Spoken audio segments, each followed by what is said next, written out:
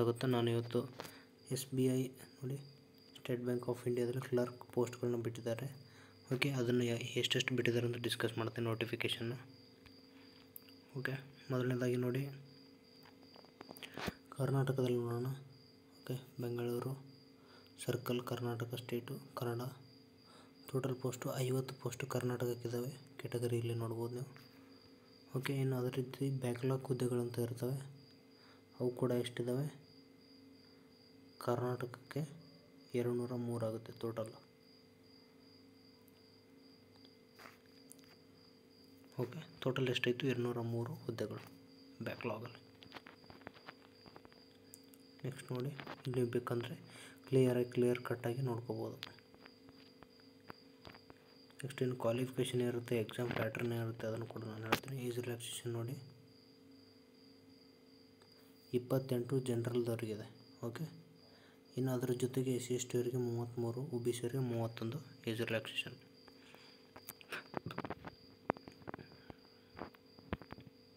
Okay, next ನೋಡೋಣ.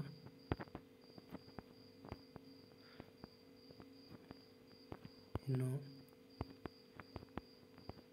State ಮತ್ತು ನೀವು ಯಾವ ಲ್ಯಾಂಗ್ವೇಜ್ ಬರ್ತಿರ್ಬೇಕು ಕಂಪಲ್ಸರಿ ನೋಡಿ.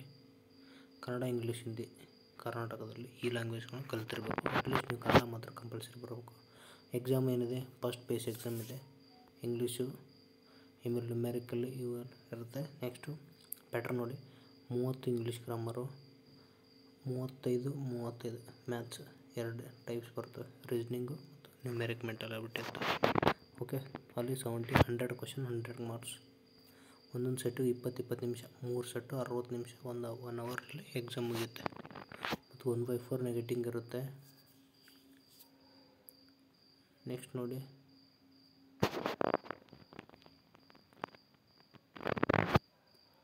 ಇನ್ನು ನೆಕ್ಸ್ಟ್ ಪೇಸ್ ಮೇನ್ಸ್ ಎಕ್ಸಾಮ್ ಬರುತ್ತೆ. ಮೇನ್ಸ್ ಎಕ್ಸಾಮಲ್ಲಿ GK 50 ಇದೆ, English 40, quantitative aptitude 50, next reasoning 50. Maximum marks ಎಷ್ಟಿದೆ? Total 800 marks, 190 question, 200 marks, 2 hour 40 minutes. ಅಂದರೆ ನಿಯರೆಸ್ಟ್ಲಿ ಒಂದು 3 ಅವರ್ಗೆ 20 ನಿಮಿಷ ಕಮ್ಮಿ. ಓಕೆ,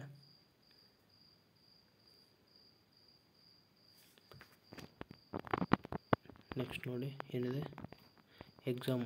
ಕರ್ನಾಟಕದಲ್ಲಿ ಕನ್ನಡ, ಇಂಗ್ಲೀಷ್, 3 ಲ್ಯಾಂಗ್ವೇಜಲ್ಲಿ ಎಕ್ಸಾಮ್ ಇರುತ್ತೆ. ಇನ್ನು ಅದನ್ನು ನೆಕ್ಸ್ಟ್ ಪ್ರೊವಿಷನಲ್ ಸೆಲೆಕ್ಷನ್ ಅಂತ ಮಾಡ್ತಾರೆ. Next final selection. ಈ ಸ್ಟೆಪ್ಗಳು ಇರ್ತವೆ.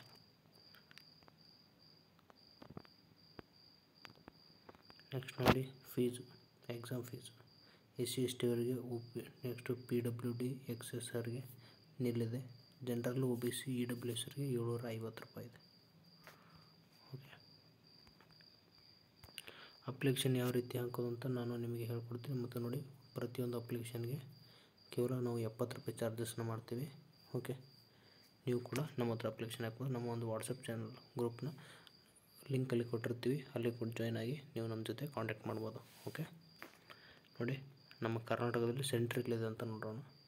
ಬೆಂಗಳೂರು, ಬೆಳಗಾವಿ, ಗುಲ್ಬರ್ಗ, ಹುಬ್ಬಳ್ಳಿ, ಮಂಗಳೂರು, ಮೈಸೂರು, ಶಿವಮೊಗ್ಗ, ಉಡುಪಿ, ಇಷ್ಟು ಸೆಂಟ್ರ್ಗಳಿದೆ ಎಕ್ಸಾಮ್ ಸೆಂಟ್ರ್. ಇನ್ನು ನೆಕ್ಸ್ಟು ಇಲ್ಲಿ ನೋಡಿ, ಇದು ಇಂಪಾರ್ಟೆಂಟ್ ಆಗುತ್ತೆ. ನೀವು ಅಪ್ಲಿಕೇಶನ್ ಹಾಕಬೇಕಾದ್ರೆ ಈ ಹ್ಯಾಂಡ್ ರಿಟನ್ ಏನಿದೆ ನೋಡಿ, ಇದನ್ನು ಬರೀಬೇಕಾಗುತ್ತೆ. ಡ್ಯಾಶ್ ಏನಿದೆ I- ನಿಮ್ಮ ಹೆಸರು ಬರೀಬೇಕು. Next date of birth, here by declare that all the information ಏನಿದೆ ನೋಡಿ, ಇದೆಲ್ಲ ಬರೀಬೇಕು. ಮತ್ತು ನೆಕ್ಸ್ಟು ಲೆಫ್ಟ್ ಥಂಬನ್ನು ಕಳಿಸ್ಬೇಕು, ಫೋಟೋ ಸಿಗ್ನೇಚರ್ ಕಳಿಸ್ಬೇಕು.